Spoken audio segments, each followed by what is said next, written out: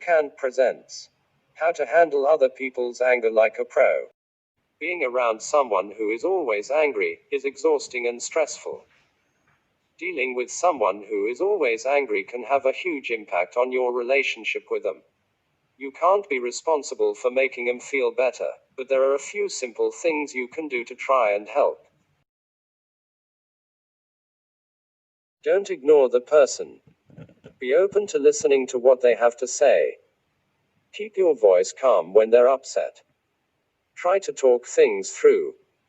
Acknowledge the distress, but don't feel like you have to back down if you disagree. Your opinion is important too.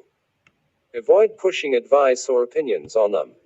Work out whether they just need someone to listen to them or if it's appropriate to take on a bigger role. Give them space if they need it.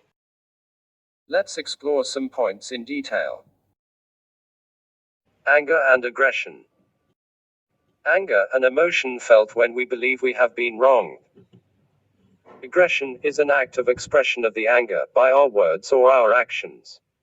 Aggression can be insults, sarcasm, shouting, or physical forms like breaking things. It can also manifest itself in stress, loneliness, anxiety, guilt, or awkwardness.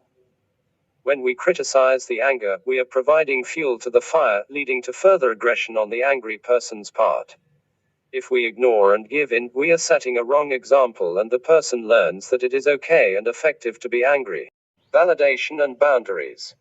We can try and validate the anger felt by an individual by making them know that their anger is maybe justified while putting firm but respectful boundaries on their aggression.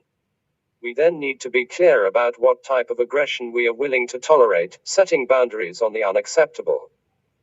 We may have to put our foot down and be ready to leave the conversation or escalate the issue, without falling into the trap of guilt and emotion. If possible, we need to restart the conversation when things have cooled down, and diffuse the issue in a calm way. Avoiding speculative self-talk. Unchecked self-talk can easily turn into self-delusion. The stories we create almost always make you look like the good guy and cannot be termed as objective. The way to get out of this speculative self-delusion is to avoid any speculation about other people's anger, at least initially. Make sure to note down the facts of the situation. This can make the story less according to your gut instinct, and more towards the objective reality. Patterns of anger. There are certain predictable situations, times, events, and triggers where anger appears. Sometimes when we act spontaneously or reactively, the other person can get stressed and defensive, and the symptoms for those emotions can be misinterpreted as anger.